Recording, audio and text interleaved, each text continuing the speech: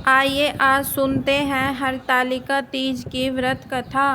श्री भोले शंकर बोले, हे गौरी पर्वतराज, हिमालय पर स्थित गंगा के तट पर तुमने अपनी बाल्यावस्था में 12 वर्षों तक अधोमुखी होकर घोर तप किया था।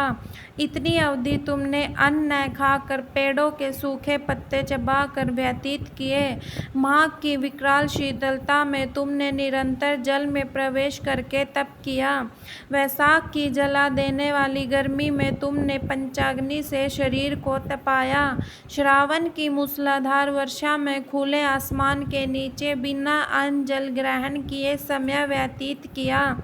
तुम्हारे पिता तुम्हारी कष्ट साध्य तपस्या को देखकर बड़े दुखी होते थे, उन्हें बड़ा क्लेश होता था। तब एक दिन तुम्हारी तपस्या तथा पिता के क्लेश को देखकर नारद जी तुम्हारे घर पधारे।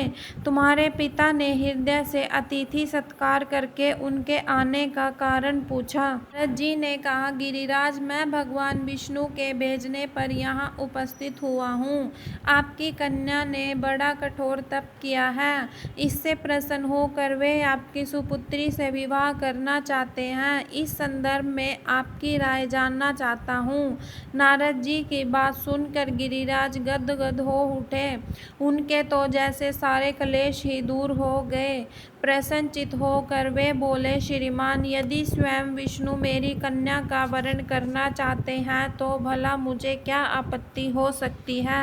वे तो साक्षात ब्रह्मा है। हे महर्षि, यह तो हर पिता की इच्छा होती है कि उसकी पुत्री सुख संपदा से युक्त पति के घर की लक्ष्मी बने। पिता की सार्थकता इसी में है कि पति के घर जाकर उसकी पुत्री पिता के घर से अधिक सुखी रहे। तुम्हारे पिता की स्वीकृति पाकर नारद जी विष्णु के पास गए और उनसे तुम्हारे ब्याह के निश्चित होने का समाचार सुनाया।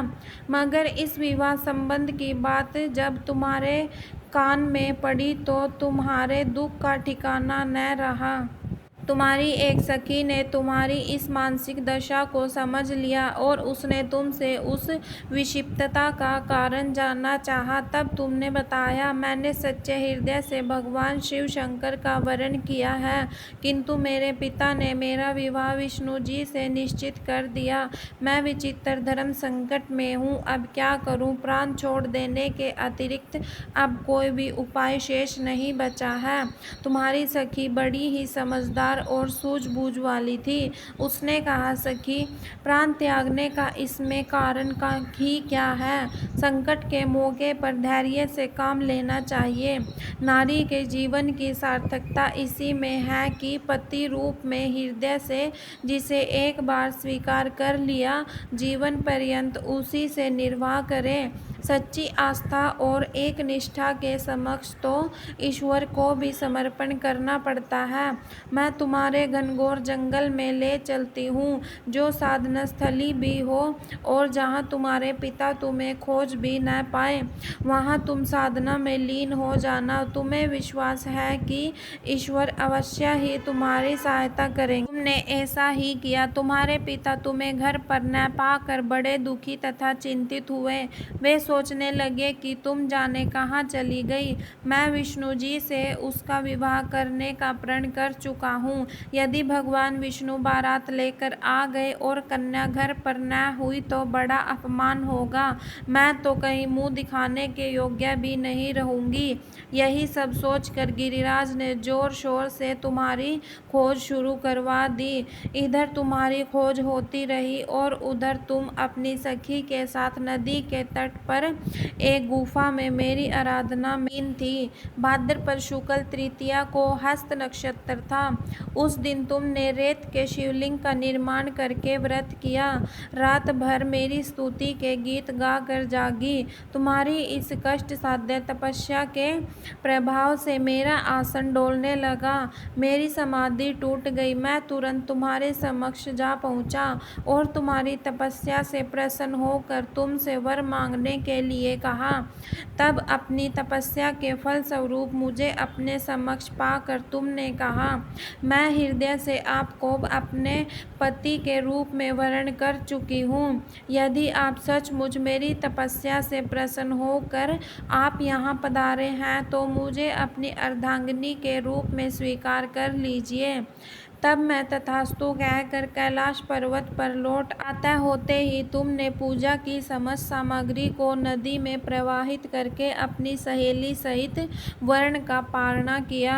उसी समय अपने मित्र, बंधु व दरबारियों सहित गिरिराज तुम्हें खोजते खोजते वहां आ पहुँचे और तुम्हारी इस कष्ट साध्य तपस्या का कारण तथा उद्देश्य पूछा। उस समय तुम्हारी दशा को देखकर गिरिराज अत्यधिक दुखी हुए और पीड़ा के कारण उनकी आंखों में आंसू उमड़ आए थे।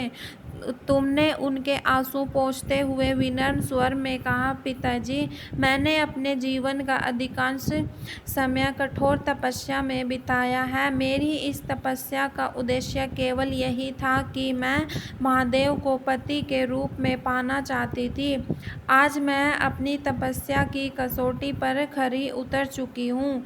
आप क्योंकि विष्णु जी से मेरा विवाह करने का निर्णय ले चुके थे, इसीलिए मैं अपने आराध्य की खोज में घर छोड़कर चली आई। अब मैं आपके साथ इसी शर्त पर घर जाऊंगी कि आप मेरा विवाह विष्णु जी से न करके महादेव जी से करेंगे। गिरिराज मान गए और तुम्हें घर ले गए। कुछ समय के पश्चात शास्त्रोक्त विधि विधान पूर्वक उन्होंने हम दोनों को विवाह सूत्र में बांध दिया। हे पार्वती, भाद्रपद की शुक्ल तृतीया को तुमने मेरी आराधना करके जो व्रत किया था, उसी के फल स्वरूप मेरा तुमसे विवाह हो सका।